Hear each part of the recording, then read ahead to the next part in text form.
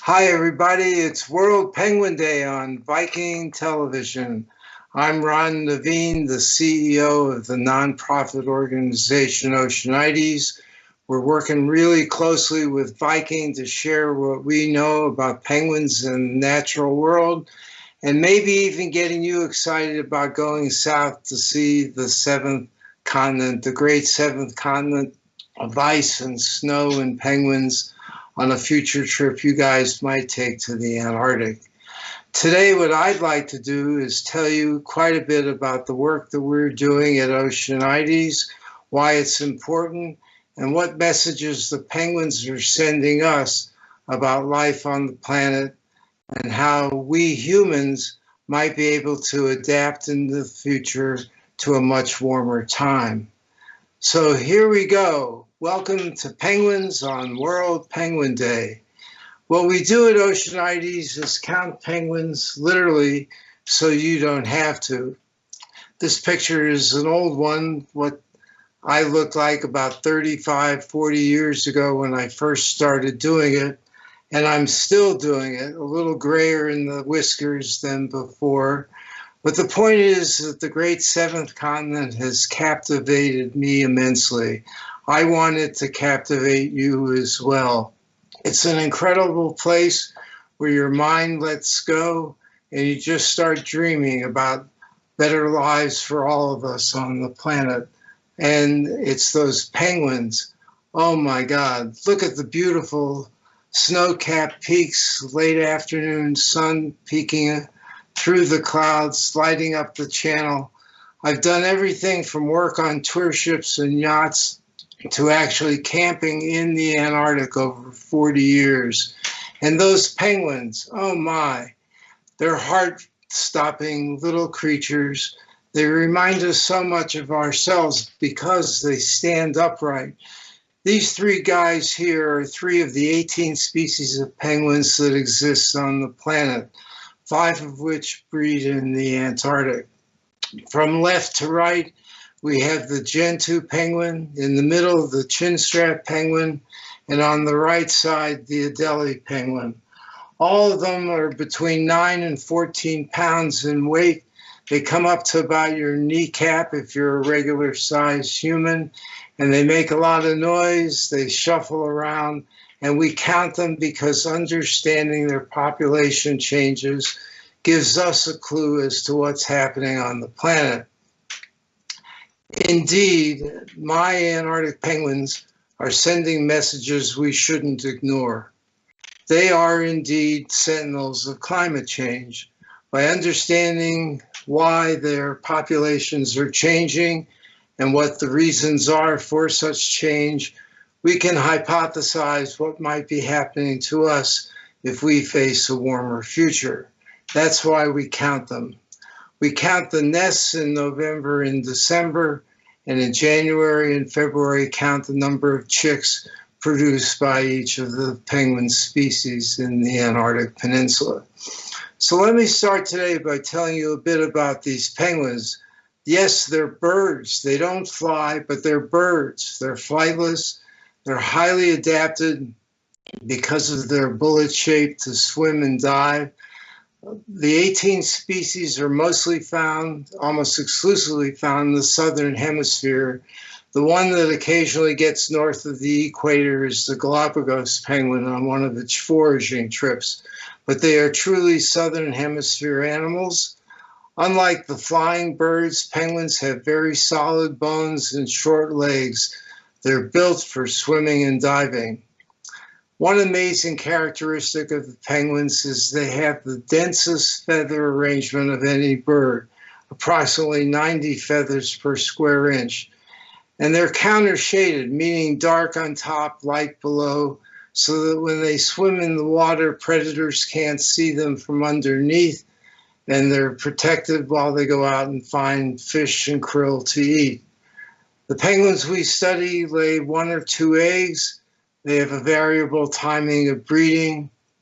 They are relatively faithful to their mates, although some, like the emperor penguins, are more faithful than others.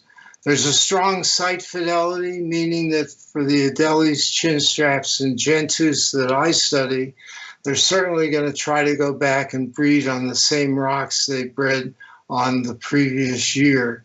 They're generally long-lived animals. In fact, the large emperor penguin, which gets up to about 4 or 4.5 feet tall, those emperors might live to 25 years or more.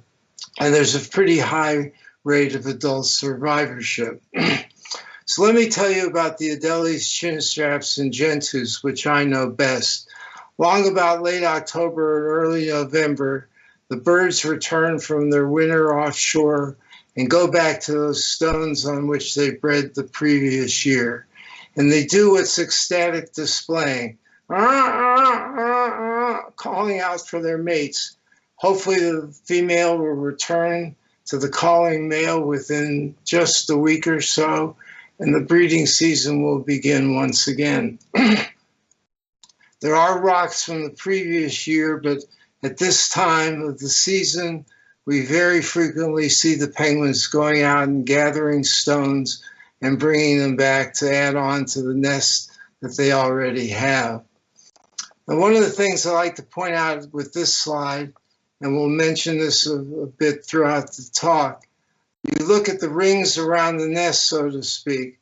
Those are guano stains. The penguins generally incubate the eggs for about a month before they hatch, and they always face into the wind. So the guano, the excrement, is spewed out behind them.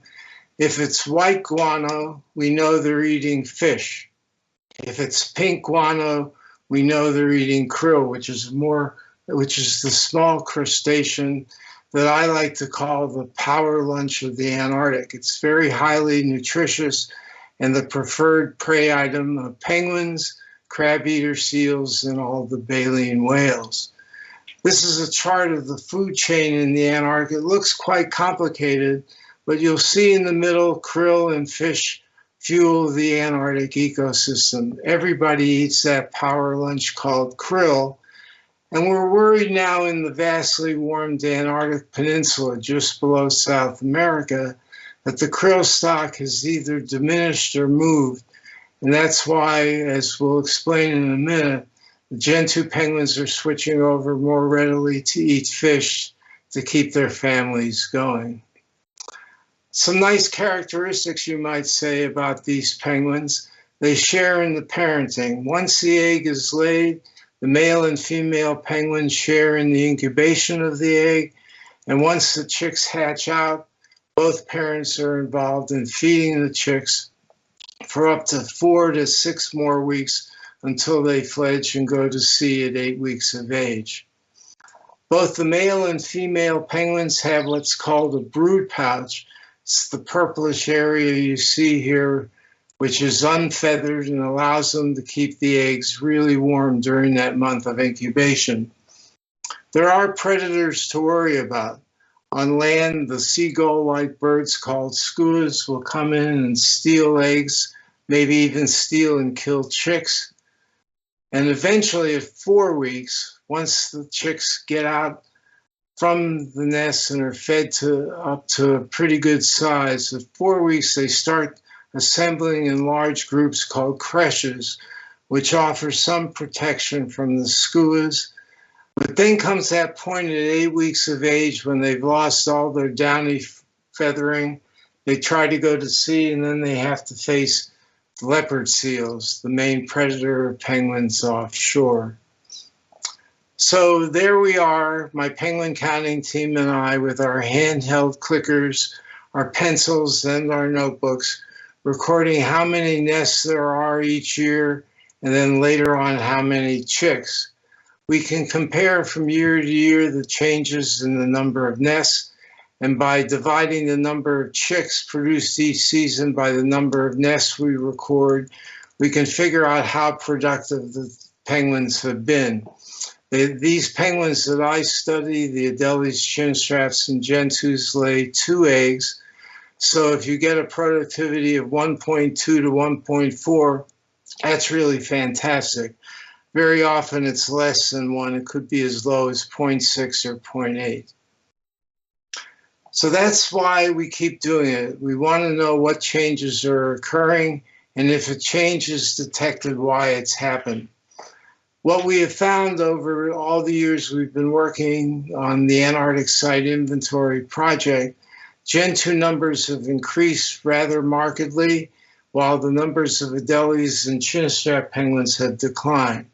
The question then is, why is that happening? And by trying to answer that question, why is that happening, we realize that the fate of the penguins is foretelling our own future.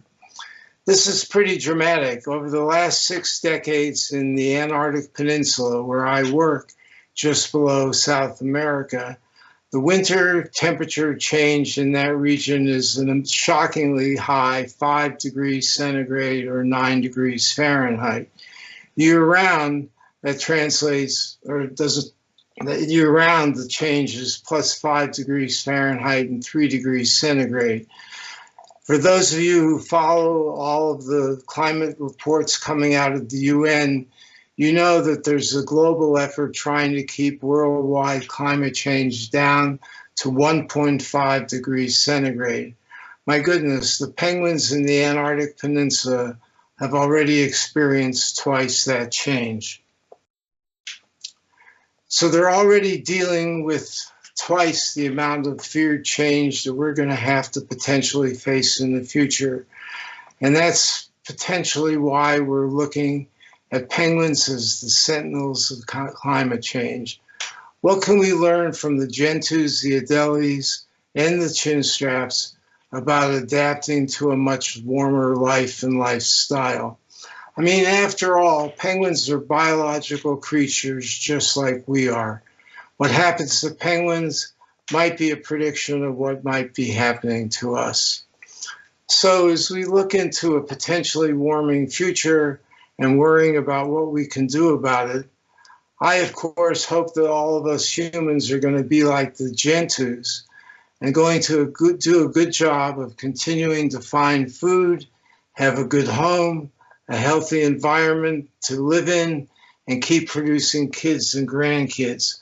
Those are the 4 vitals that are key to any species, whether a penguin or a human, surviving into the future. I don't want to be like the adelies and chinstraps, who are not adapting as well, it appears, to the warmed Antarctic Peninsula. We've got to jump into this together, all of us. And by focusing on the 4 vitals, I think it's a much more positive way of thinking what we humans can do to adapt to our warmer future. My goal in all of this outreach is to have more of us talking about the 4 vitals, about adaptation, about what we need to think about as we move forward. Climate change is here. Let's not argue about it anymore. Let's talk about what we can do to minimize it, and in terms of our own lives, how we can adapt to make it through what's going to be a warmer future for us. I repeat, if we can ensure those 4 vitals, we're going to make it. So let's look at the gentoos and what they've done. I mentioned earlier that krill is the power lunch of the Antarctic, but if the krill stock has moved or declined, as appears to have happened in the Antarctic Peninsula, the gentoos have much more readily switched over to a diet of fish. They don't swim as far offshore to find food, and they can dive deeper than the adelies and the chinstraps. So on the food aspect, the gentoos definitely seem to have adapted better to the warming conditions that they face. In terms of the homes that they have, the rock nests, the stone nests, gentoos are increasing in number and it's getting crowded. But what we've recorded in our project is that the gentoos are moving southward, ever southward, recolonizing or colonizing new places that they've never bred before and spreading themselves out. Wow, pretty cool. In terms of a healthy environment, well, the penguins at the moment don't have to worry like we worry about the COVID pandemic or other diseases, But who knows, in the future, maybe the penguins will have to face some kind of health emergency. At the moment, that's not an issue. And as mentioned earlier, we keep track of the numbers of chicks being produced. Because the gentoos can switch their diet, expand their breeding range, they can also keep producing chicks. One of the interesting things we're aware of is that if the gentoo pair loses its first set of 2 eggs, they can relay a second clutch and keep producing kids and grandkids. So again, the little bit of preaching I do, I guess, is that I want to be like a gentoo penguin in the future. I want us humans to continue to have food to eat, a good home, a healthy environment, and keep producing kids and grandkids. It's a great way to talk about climate issues with your friends and family and others who may not agree with you. You don't have to be a preacher and say, oh, it's happening and whatever. Just make folks aware of the 4 vitals. It's a really great point to be discussing. Again, I want to be like those young baby gentoos dancing on the stones and bouncing into a very healthy future. And one question I get asked all the time, particularly by school kids, wow, can I have a penguin at home as a pet? Well, you can't actually do that. It's highly illegal, actually. But I'm not sure you'd want a krill or fish-eating penguin living around the house and spewing guano everywhere.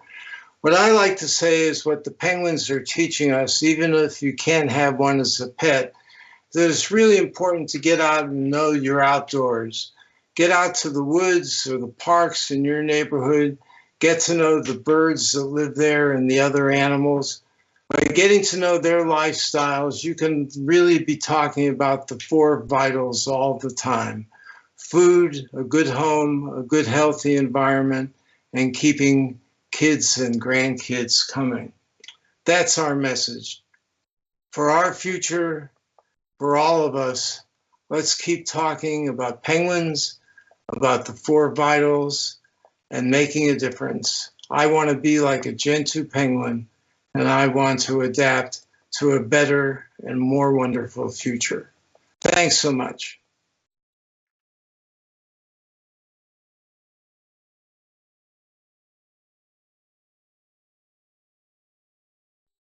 Thank you, Ron. We've now got some questions which have come in from our audience. So I'm going to start with a question here from Gabrielle. She's in Ottawa, and she asks, do you have any idea why the gentoos are the ones who have been able to adapt better?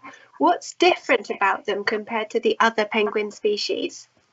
That's a great question. As mentioned in the slideshow, we believe what's happening is the gentoos have switched their diet. They can, because they dive deeper and don't swim necessarily as far offshore from their nests to find food, they've switched over to more of a fish diet. They don't need to have krill. They'd love, all these penguins would love to be eating krill. It's a very highly nutritious animal to be eating, but the krill stock has apparently shrunk or moved. And so the gentoos appear to be adapting very well to the change in the temperature in the peninsula by eating more fish. And as mentioned also in the slideshow, if the weather gets bad, they can relay their lost initial clutch of 2 eggs. And we're finding them moving their breeding colonies further south on both sides of the Antarctic Peninsula. So we think it's one of those 3 factors: changing their prey item, finding ways to get more homes further south, and continuing to produce kids. Last season in the Antarctic, interestingly, there was a lot of snow and rain. There's a lot more precipitation now in the warmer peninsula, and it was a very difficult year for all the penguins in the peninsula. But we'll be getting back in November and December this year, and hopefully we'll find things getting back to where they were numbers-wise a couple of years ago. Thanks for your question. Thank you, Ron. An interesting question here from Scarlett in Cambridge, and she says, do you think there's a possibility that penguins might eventually evolve to use their wings and learn to fly in the future, so they'd be able to cover greater distances to find food or hunt for fish in different ways? Oh, a very good question. Penguins have been around for 20 or 30 million years or more and seem to keep adapting all the time. One question I actually get, it's a variation of this question, is what would happen if polar bears were introduced into the Antarctic? And my joking response is that penguins would probably learn how to fly again pretty quickly. Evolution takes millions of years to happen. That's a possibility that as we go on well into the future, well past our time on the planet, penguins will evolve to fly. But they don't need to right now. All of the Earth's land masses used to be together in the big supercontinent of Gondwana. And when that split in two, the part that went north is where all the land-based predators evolved, like bears and foxes. But to the south, no land predators, and that caused the penguins to not need to fly like their neighbors well to the north. If you see puffins or murres or guillemots to the north, they're the flying relatives of the penguins to the south. So who knows, maybe in a million years, those penguins will start flying again. Thank you, Ron. A question here now from Katrina in Palm Beach. She asks, why have no penguin species ever colonized the Arctic? They probably have not colonized the Arctic, at least at the moment, because of all the land-based predators, is what I would guess. Again, as mentioned in my last answer, the evolution to the north in the northern hemisphere involved a lot of land-based predators. If there were no foxes, polar bears, and other land-based predators in the north, we probably would find penguins in our backyard, but we don't have that situation. Thank you. Next question is from Timothy in Brookville, and he says, how do the penguins respond to humans when you are counting them? Are they generally afraid of people, or does the human presence not seem to bother them? That's a really good question. We're very careful as researchers not to bother the penguins.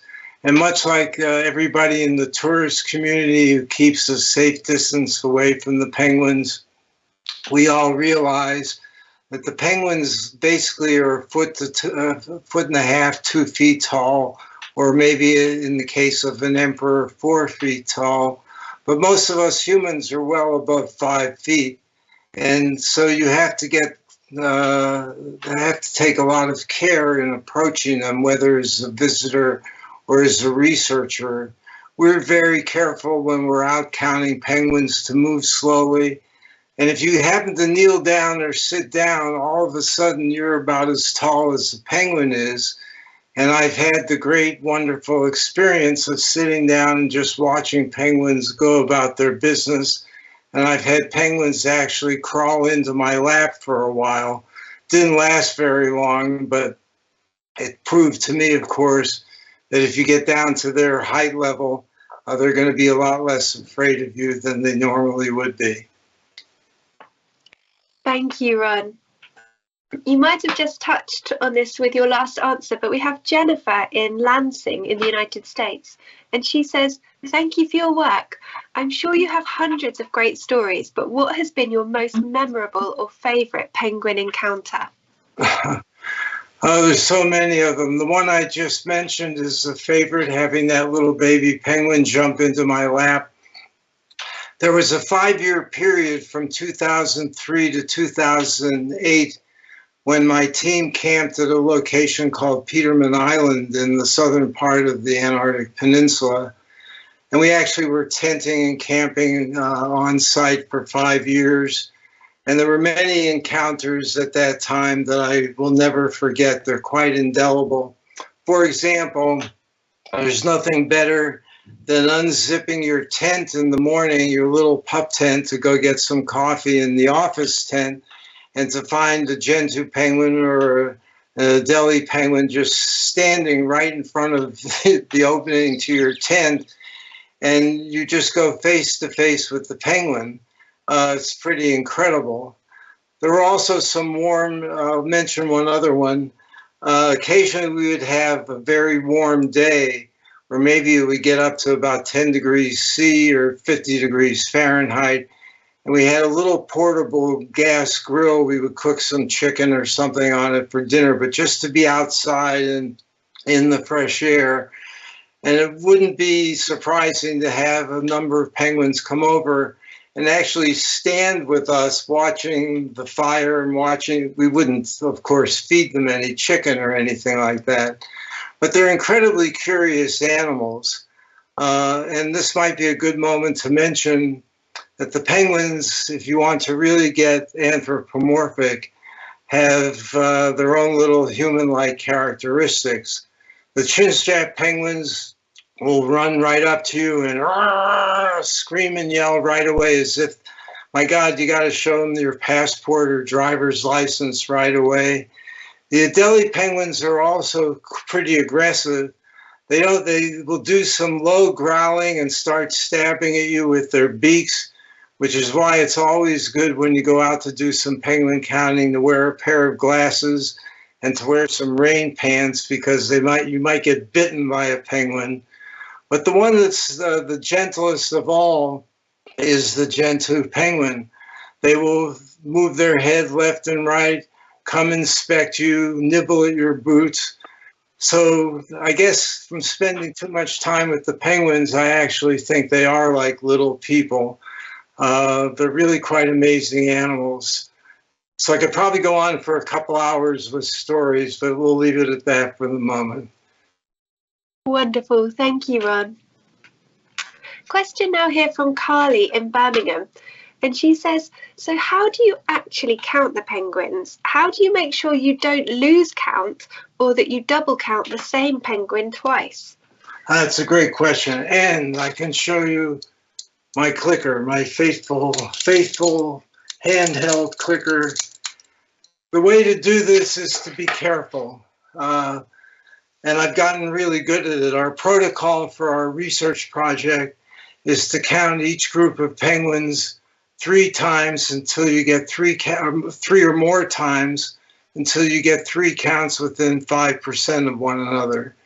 That's easy to do with a group of 10 penguins, but what if you have a group of 50, 75, or 100? The key to this is to walk a straight line in one direction and to keep track of what you've counted already, maybe on one side of your hand or the other, and you keep walking that straight line back and forth carefully, and with one hand doing the clicking and the other hand keeping track of what you've already counted. And you actually can get very, very good at this after a while. I'm very, very good now at counting groups of up to a couple hundred or more. But we also encounter large groups of penguins that are impossible in a short period of time to count by that clicking method. And the latest innovations that are happily helping us out here, either using satellite photos or photos from drones, unmanned aerial vehicles, that you can take back and count those photographs or videos off of your computer screen. So it's really, really important to count carefully, not double count. And again, want to repeat, as I mentioned in the slideshow, that the important counts are the nest counts in November and December, and then the chick counts in January and February. And by comparing the nest counts from year to year, we know whether populations are rising or falling.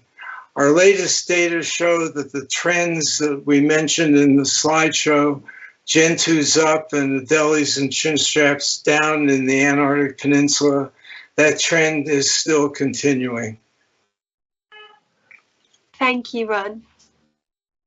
A question here now from Amelia in Stevenage, and she asks, how many penguins on average would you count in a day? And how many do you count in a total season? Oh, God. Hundreds of thousands in a season if you add in all the photographs, the digital photographs from drones or satellite photos that we utilize. I guess one example to mention to you is you can find a movie about our project called The Penguin Counter, certainly available on Amazon and Apple. You can find it pretty easily. But that details work we did a number of years ago at an island called Deception Island. And there's one colony there called Bailey Head, which was reputed to have in the past up to 75,000 or 100,000 pairs of chinstrap penguins. It took us literally 3 days to count that colony, and it turned out that the numbers were way down, just above 50,000 nests. But it does take a while to count large groups of penguins. I'd have to do some rough calculations offline to let you know how many penguins I've counted in a season, but I've undoubtedly counted many hundreds of thousands of them. Thank you. A question here from Adria, I think in San Marcos in the United States, and she says, what happens if a predator like a mega killer whale comes to eat some penguins? Has that ever happened while you've been there? Have I ever seen predation? Yes. Some of it is quite horrific to see, actually. As mentioned in the slideshow, on land, the predators to worry about are these seagull-like birds called skuas. They will come in and try to just work in a pair of skuas working together, stealing one or both eggs from an unsuspecting or suspecting pair of penguins. But the worst of it is when the chicks hatch out and finally are large enough to get out from under the brood pouch of the parents, skuas could come in and literally pick one off and pull it apart. It's a pretty gruesome thing to see. Equally as gruesome, at 8 weeks of age, when the chicks are ready to fledge and go to sea, the main predator to worry about is the leopard seal. And leopard seals will grab a penguin and literally shake it out of its skin. It's a very bloody mess. So it's the cycle of life in the Antarctic, and I've seen a lot of predation. Pretty gruesome to see, but it does happen pretty regularly. Thank you, Ron. A question now from Rose in New York, and she asks, do you study penguin populations in other locations, such as South Africa, Australia, or New Zealand? I do not. Our project does not study penguins in other locations, but we do keep in touch with a lot of colleagues working on penguin studies in other places. And that's really key and important because there are other issues facing penguins. There are issues facing penguins around the world. Perhaps most notably, the penguins around both coasts of South America are having difficulties now numbers-wise because of overfishing in the region. Same thing with the African penguins. So no, our project does not study other than Antarctic penguins, but we do keep in touch with other researchers who are doing so. Thank you. David in Orlando asks, do different species of penguin cooperatively interact with one another? Well, not necessarily. At Peterman Island, where we camped, for example, there were breeding Gentoo penguins and breeding Adelie penguins. And the Gentoo penguins are, to say the least, bigger and a little more aggressive in terms of taking over nests that the other smaller species may have initially begun. They generally keep to themselves, although there are mixed colonies with 2 and occasionally 3 species breeding together, but they tend to keep to themselves. There's a lot of interaction just within one species itself.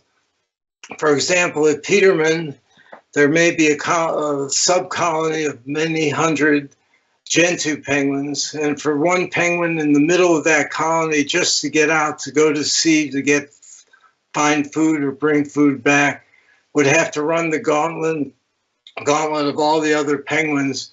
They are very protective of their nests and their eggs and their chicks. And so they're not going to care for any intrusion, whether it's a human getting too close or another penguin. They're pretty protective of their space. Thank you. A question now from Connie in the United States, and she says, how is the leopard seal population doing, and would a significant increase or decrease in leopard seals impact the penguin population? I'm not aware of leopard seal numbers. That's something I just don't know. The leopard seals do patrol offshore, and presumably you would think the more leopard seals there are, the more predation there would be. But that is, it's unclear. I just have to honestly say it's unclear to me what level of effect the amount of leopard seal predation is having on the penguin population. I am not sure at all that it is having a significant impact. It's an interesting question. I'd have to get more information about that. Sure, thank you, Ron. A question here from Ryder in Arizona, United States, and he says, do most penguins mate for life? There's a very high divorce rate amongst the penguins that I study. I can't remember precisely the numbers, but I believe, if I recall, at least semi-correctly, the Gentoo penguins have the lower rate of divorce, but there's a high turnover. I have seen it, I guess chinstrap penguin colonies are the best example. The male penguin is normally the one that comes back to the nest stones that he used the previous year. The mates do not stay together during the off season, so the male comes back, starts displaying on near the stones that were his nest from the previous year, and is expecting the female, the mate from the previous year, to come back, within a week or 10 days. If that mate does not come back, he will mate with any available female that comes along. And you sometimes see these battles royale where I think what has happened is the male has come back, his old mate does not show up, he mates with a new female, then the original wife comes home and there's a lot of tension and he's got a lot of explaining to do, as we might say. Thank you, Ron. A question here from Alan in the United States, and he says, do you know, is South Georgia Island still rodent-free? And has this effort to eradicate rodents been extended to any other islands around Antarctica? The rodent extermination program at South Georgia has been, for the most part, highly successful, as I understand it. But I am not aware of any of those kinds of activities in the Antarctic, nor am I aware that any place in the Antarctic is suffering the introduced rodent problem that existed at South Georgia because of the whaling stations. But to answer the first part of that question, I do think it's been highly successful. Thank you. Quick question here from Sam in the United States, and he says, do penguins ever adopt orphaned chicks? Do penguins adopt others' chicks? I have heard stories that is the case, that they will, if a chick happens to wander away from its nest, it may wind up getting fed by another pair of penguins that are not its own parents. We have encountered, more particularly with gentoos, which usually lay 2 eggs, nests that have 3 and maybe even 4 chicks. And you kind of wonder whether what happened was eggs from another nest rolling down into that one nest, expanding the number from 2 to 4, or whether chicks might have gotten adopted. I think what's more likely to happen is that they are nesting pretty close together. There could be a disruption that moves an egg out of the nest and it gets pulled in by another penguin on another nest. So maybe adoption, but certainly taking over somebody else's egg, that does happen. Thank you. Marjorie in Walnut Creek in the United States, she asked, can any Antarctic penguin species be raised successfully in a human-controlled environment, such as a zoo? Yes, there's a lot of...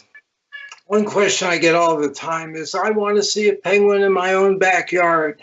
There are many zoos in the United States that have penguins and are successfully raising Antarctic penguins. This all began back with SeaWorld many decades ago, but you can find emperor penguins in captivity. You certainly can find gentoos in captivity and chinstraps in captivity. So wherever you're located, just check out your local zoo and see whether they've got penguins. There are many places, many zoos and aquaria in the United States where you can find penguins, and in the UK as well, of course. Thank you.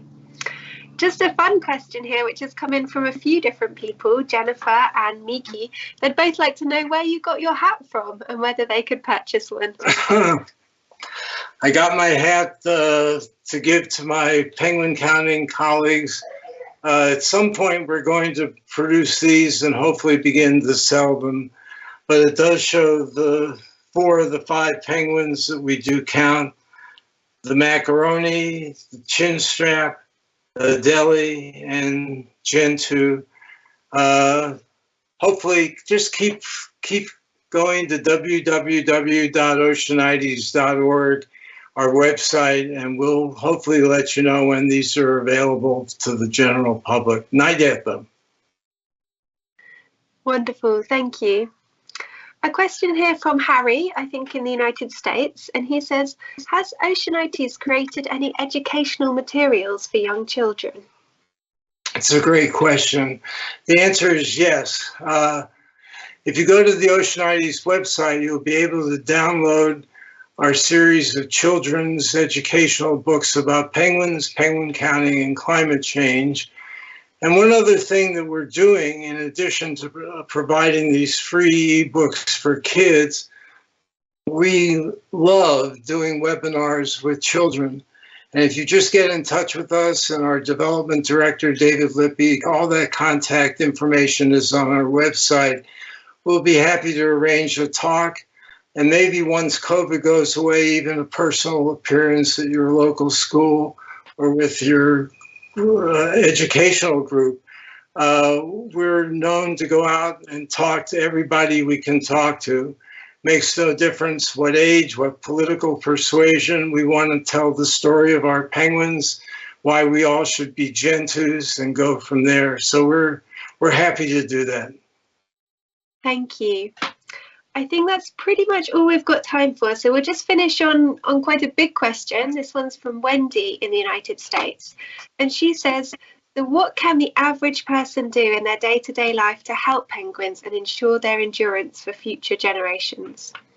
That's a great question. I mentioned earlier that a lot of people would love to have a penguin, but they can't.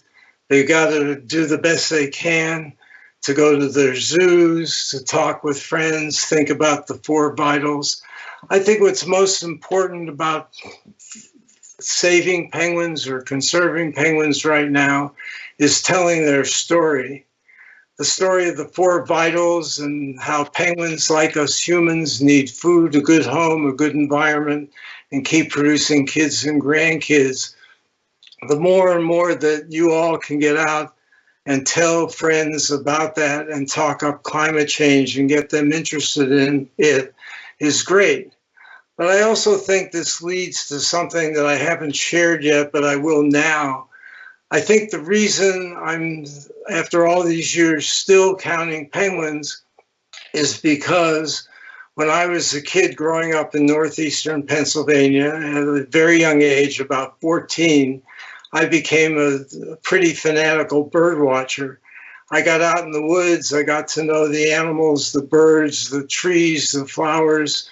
I would encourage everyone to not only think about the penguin's lifestyle and the four vitals, but to get out into your own neighborhood, your own woods and parks, get to know the animals and the environment.